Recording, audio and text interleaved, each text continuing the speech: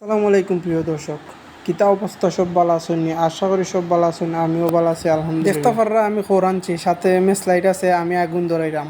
সেনে আগুন ধরাইলাম কারণ কিতা আমি সম্পূর্ণ আজকে এই ভিডিওর মাধ্যমে আপনারা জানাই। আমার গরুগুলো অনেক মশার কারণে গরুগুলা ঠিক মতো ঘুমাইতে পারে না। প্রত্যেক দিন আমি কোয়েল জ্বালাই। আজকে একটু অন্য একটা পদ্ধতি অবলম্বন করলাম। যেমন আপনারা দেখরা আমি খেরের সাথে আগুন ধরাইয়া খের থেকে আমি ধুমা বার করলাম।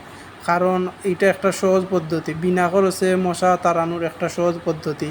ঠিকমতো দুমা গরুর ভিতরে দিতে পারলে আশা করা যায় যে মশাগুলো থাকতো না। কারণ অতিরিক্ত দুমার মাঝে মশা ও ঠিকঠাক মতো থাকতে পারে না, যার কারণে আমার আর এক্সট্রা কোয়েল দেওয়া লাগতো না। আমি টেকা না করছি গরুর মশা তাড়ানির চেষ্টা করলাম। আশা করি আমি মোটামুটি সাকসেস হইতাম পারবো, কারণ কোয়েল আমি যতটুকু জানি ধুমা দেওয়ার পরে মশা তেমন থাকে না। আমি এর আগেও অনেকবার দিছি, যার কারণে এখন আবার দিলাম।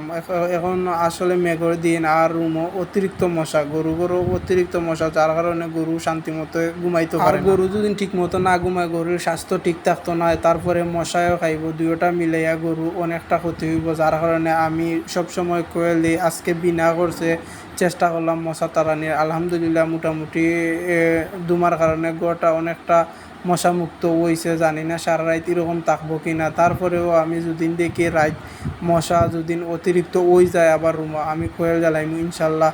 তবে আমি চেষ্টা করছি যে কম খরচ ছাড়া গরুর মশা তাড়াইবার।